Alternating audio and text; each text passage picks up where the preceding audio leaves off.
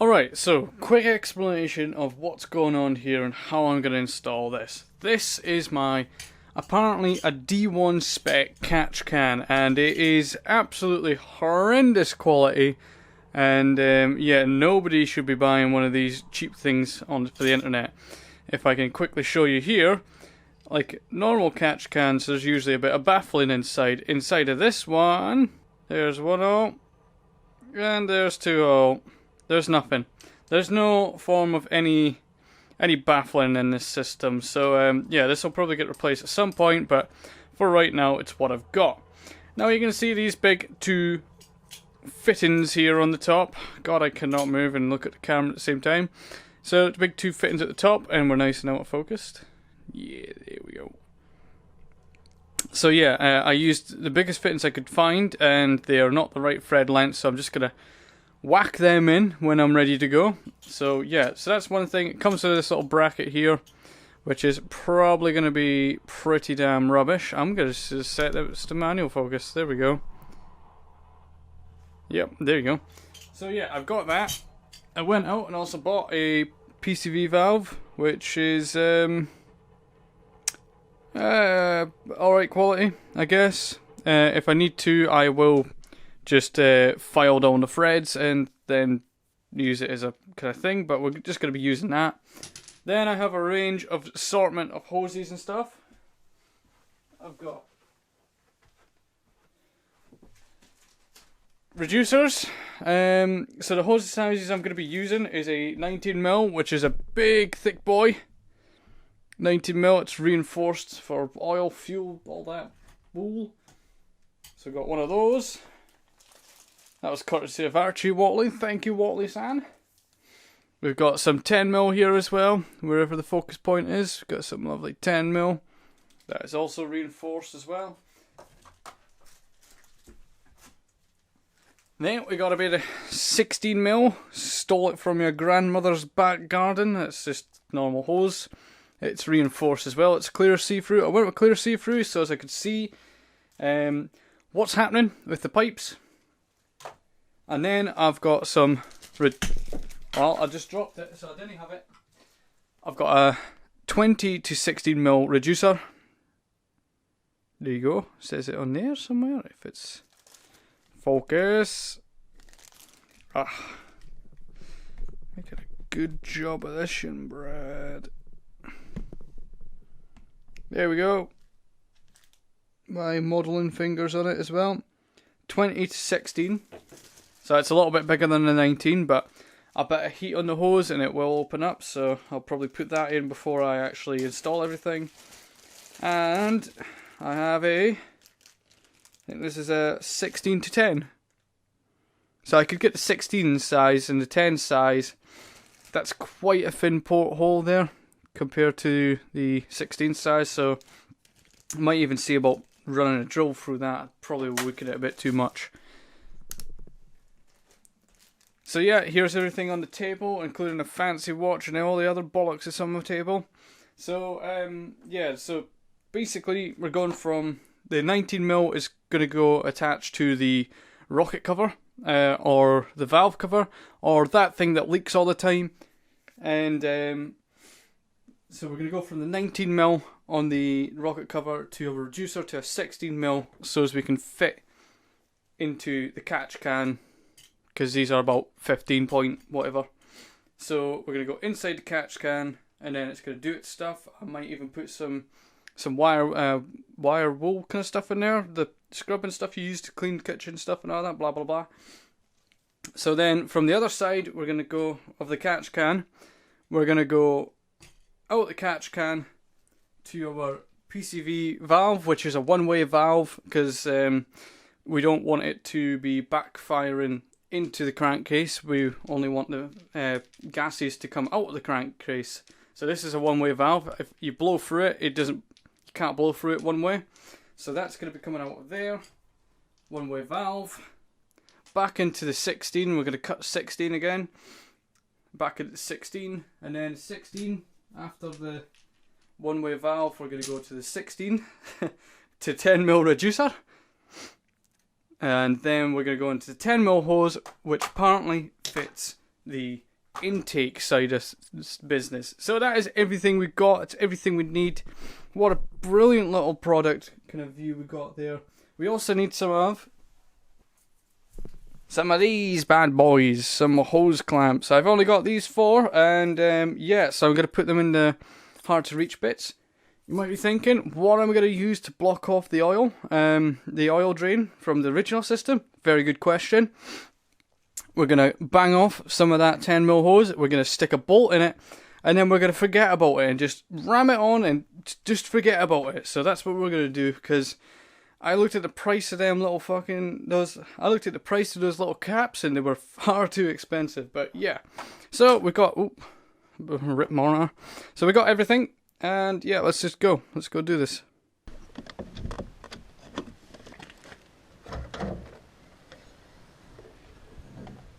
Alright, so to start off with, I'm going to take off the intake stuff and just get into it. I could start cutting stuff like here, but I don't want to get stuck.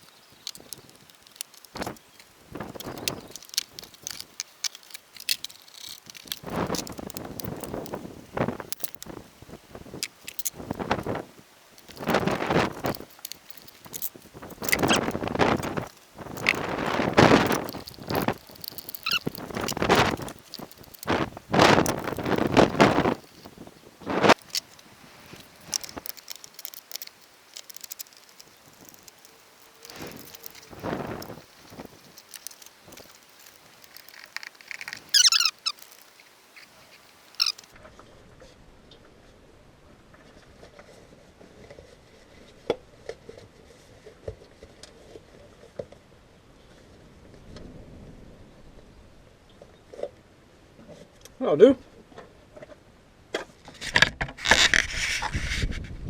Turkey baster for the win.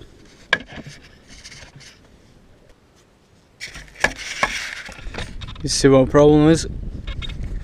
That Jubilee clip is facing the other way, and God knows where the one is for the throttle body. Let's try to figure this out.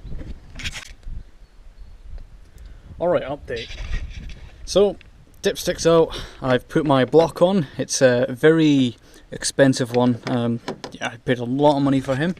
So, yeah, no, so that's off. Dipstick is now plugged.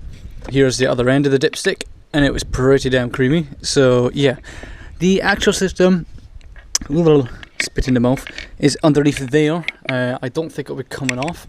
I think I'm just going to leave it in there because I don't see an easy way to get it out right now anyways. But you might be seeing something here missing as well. The idle control valve. I had a lot of issues of just it idling in general, and it was pretty stuck. It wasn't really moving that much, but as you can see now, it's got a good wiggle and it sounds like a maraca now. So I cleaned him out with some brake cleaner. Well, it was actually like EGR cleaner, valve cleaner. So yep, that moves nice and free, so that'll get slotted back in there. I didn't want to commit till I could see every connection hose, so we've got this one here, as you can see. Lovely, it looks like the head gasket's gone. It's not, trust me. It isn't, it doesn't use any coolant. And we've got this one underneath here, so I'm probably going to lift up this and just take that out because it's going to be a lot easier. So yeah, I'm going to reinstall this and I'm going to have to run home because I've got to go give my cat some medicines. So yeah, that's going to be fun, but I'm going to quickly have to clear all this away. But yeah.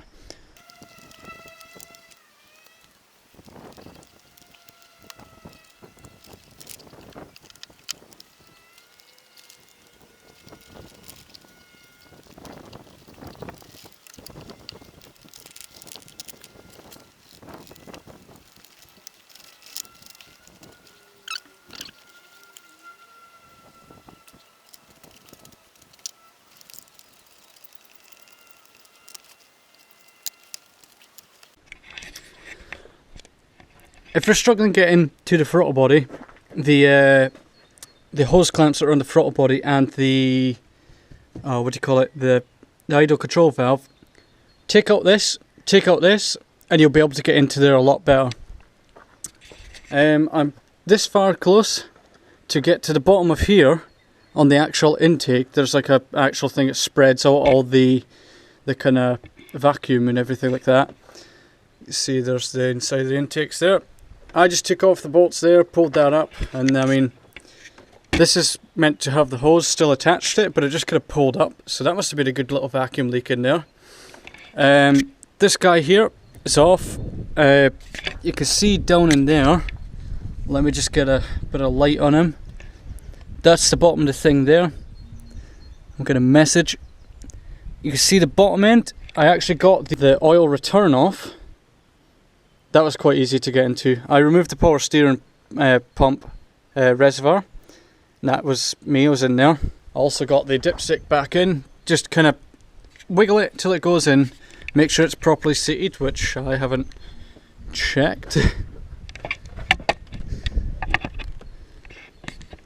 I guess I'll find out when it starts leaking oil everywhere. But yeah, no. I just take the power steering reservoir off to get a good access into here.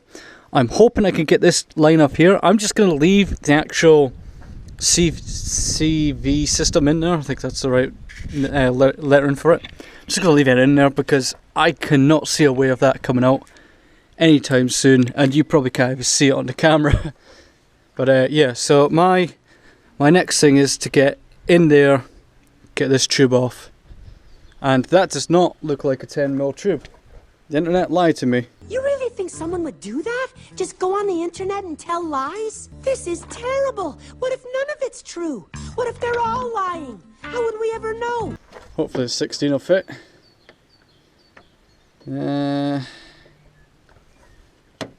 It'll have to stretch, I guess.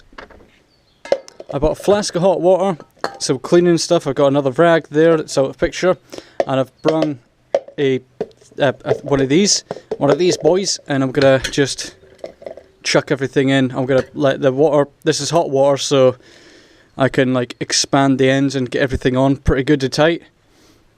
So yeah, this is 60mm hose. I'm just gonna go for it because I'm running out of daylight already. Alright, the saga continues. The story of the brony system it's now out, and it's brittle. Yeah, but plastic shouldn't really crunch. But yeah, no, I've snapped this many of a times just trying to get it out, which is a big problem. Oh, I don't know if you guys can see that in the GoPro. That's a she's milky. She is milky. A little custard in there. So yeah, I'm going to clean up the insides of there. I've took the ends off. There's like little bits that kind of sat on the end of there that were just you just basically have to try your best to get them off without breaking them. But I've cleaned these up a wee bit, so they're looking a lot better. That's been cleaned up the inside of that, cleaned the little O-rings on there, made sure they're all still on and everything like that. So now I'm just going to start cutting tube to length and give this a quick clean, and hey presto, everything should be ready to go back on. But geez, fucking hell, this is a hell of a job. So these bolts here, the T40 heads, if you lose one of them, don't panic, they're just standard M6 bolts. So I just fired one in there, perfect fitment. Don't torque them too hard because they are just in plastic, so they will strip. But like the thread won't strip, but the thing will get twisted out. So yeah, that's looking good. I'm happy with that. It goes back together a lot easier. I've got the intake vacuum spreader thing back on. I guess there's something technical. I've also attached my hose, so that's ready to go once that's back in. This guy here, still need to do him, but I'm focusing on this just to now. idle control valve back in, obviously. Still got my wee boot thing in there, protecting that. So I'm going to give this here just a good little quick clean. He moves nice and freely anyways, so it's not too bad. I know you can get reseal kits and everything for these, but not today anyways, not today. So yeah, I've got this many bolts left. It doesn't seem like enough. I don't think I lost that many, but yeah. So that's just a hint. Just take them off. If they're M6s, so don't panic if you do lose one. Easy enough to find one. I think they're about 25mm long, the one that I just put in. I think that's it. I'm going to keep on continuing. Just remember, I'm plugging all your connectors. If you wonder which connectors go where, they're kind of logically set out. This one here, it's got green inside in it. I'm not sure if they're all different or not, but he goes in here. So that's why it's still out. There's a small tiny one which connects up into the idle control valve. This one here is your MAF sensor, or the other type of sensor, I can't remember what it's called. It measures your airflow anyways. There's a couple underneath here. Just, they seem to be quite correctly length. And if you're mixed up between these two here, this one has a little boxy thing on it for some reason. But yeah, that's how you can tell that. Power steering pump's back in as well. Right, I'm going to continue with this. We're getting there now. Almost back together. MAF and everything. Then just a final piece of the catch can to go on. Put this on. The lengthener of the inlet. It changes the length of it. Put it on before you put this on because it makes it a lot easier. And this bit in here, for me, just completely ripped. It was, you've seen it before, it was garbage looking. So I've just put some 4mm silicone hose, so silicone's really soft. And it's meant to be better, but I don't think it is. I don't think you can beat a good hard bit of reinforced rubber line. So yeah, that's now on. It slid on easy enough anyways. So hopefully that's just a vacuum and it won't come off. It won't leak or anything, but that could happen to you. That my old one was dead. So yeah, especially if you live in the UK and all, especially even hotter places, make sure you got something ready to go on there. So that was just a bit of 4mm silicone hose.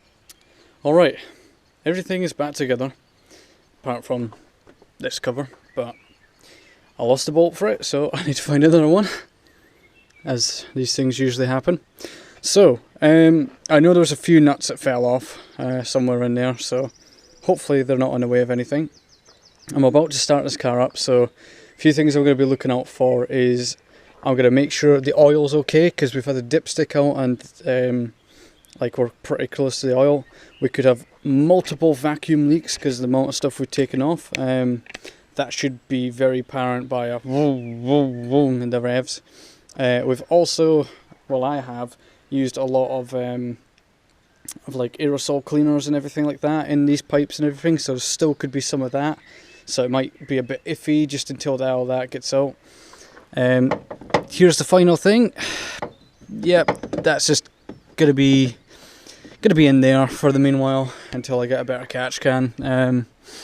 Because I don't like it. I don't like it already, and I've not even started it. I'm gonna actually end up buying an even cheaper one to put in because it actually has a baffle in it, and it's not rubbish like that. But okay, I'm gonna get the keys. I'm gonna try starting it up. Oh yeah, for the routing in there, I went under the wiring and over the power steering line. So just double check, make sure all your plugs are in as well. You don't want to have any false alarms because you're not plugged something in properly. So the nerves. Okay. I'm expecting a few engine codes because we've been playing around with stuff. So we have, and you can already see one there.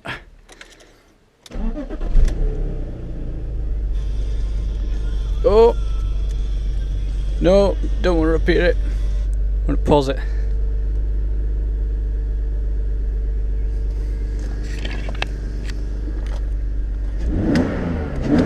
Whoa, that's a lot more responsive than usual. Right.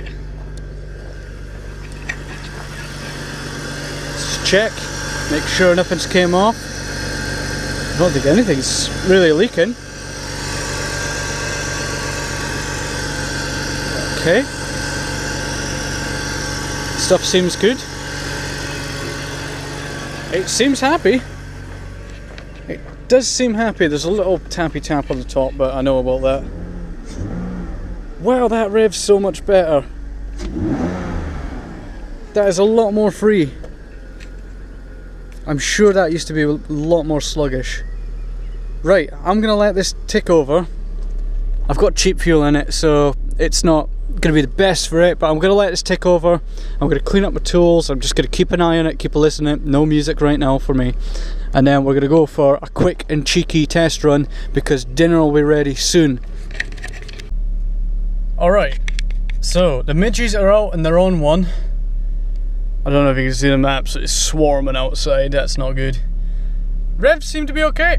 It was a little bit woo before. It might just still be learning. I've not ran it with a MAF. Turn the traction control off because we don't need that. This is private land, by the way. Right, I'm gonna set you up somewhere nice and we're gonna go for a quickie little drive. Nowhere fancy, just a drive. Right, I'm not even too sure what the hell I'm filming right now. I've just dunked you in one of the little bits in the center console. Right, so the main thing was when you were trying to go away like that, the revs would start going woo woo and you'd start kangarooing. It didn't worse when it's cold because obviously it doesn't like to be cold, but that seemed nicer. So if you're wondering, I cable tied the catch can, so so it's at least in there. Right, so I'm gonna come to a full stop again. Private roads. Oh. It's right. We're going over. Yeah, I didn't use accelerator there at all, and it accelerated for me. Well, it kept the idle speed up, so it didn't stall. Usually it would just stall, but yeah, no, it's alright. Alright, we've got some audience now. I might get a bit nervous, but doesn't it smell? We've just came up to a little testing area. Almost reversed it into that fence over there. I'm just going to check to make sure everything is sound underneath.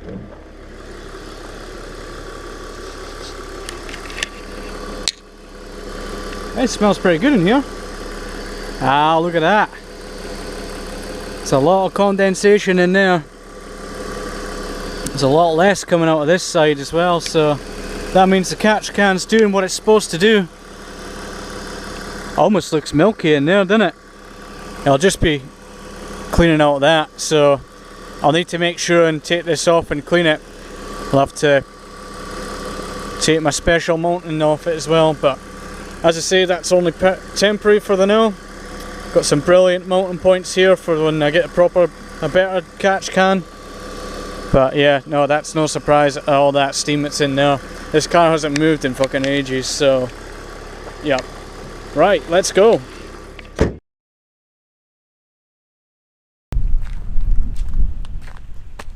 It's windy, so here we are. I don't know if that's picking me up alright or not. I can't tell. Hopefully it is. Yeah, no, it is. It's picking me up. So it's kind of windy, so sorry about that for first. I'll come a little bit closer, so yeah, we're finished with it, basically. I installed the different catch can into it and it proceeded to leak all of the old oil that was inside the old system onto the subframe. underneath. The little bracey subframe thing anyways, and it almost caught fire. Yeah, not brilliant like, but yeah. So that is something to look out for. I also broke the O-ring seal for the dipstick, so I had to replace that also, and yeah, it was quite fun and entertaining anyways, so yeah, well done little car.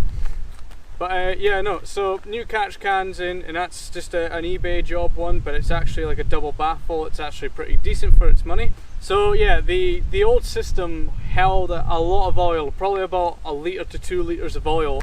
It all dropped down onto the aluminium brace underneath, and when I took it out for a test run the first time, I didn't know there was anything wrong with it.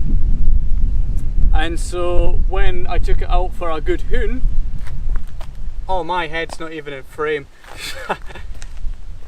So when I took it out for a good hoon, yeah, that's when the exhaust heated up, and it's right next to the catalytic converters, so they hold a lot of heat and everything as well. And it proceeded to almost catch fire on me, which was tip-top arena. So yeah, that's something to look out for. Maybe wait a couple of days for if you're like me and couldn't get into the old system because you don't want to take the intake manifold off. Maybe wait a couple of days, and then it'll drain on, and then you can clean it up and not have to worry about it. Also, probably get a dipstick O-ring as well, because I mean my one went, so yours is probably going to go because it's an old BMW with plastic bits and rubber bits.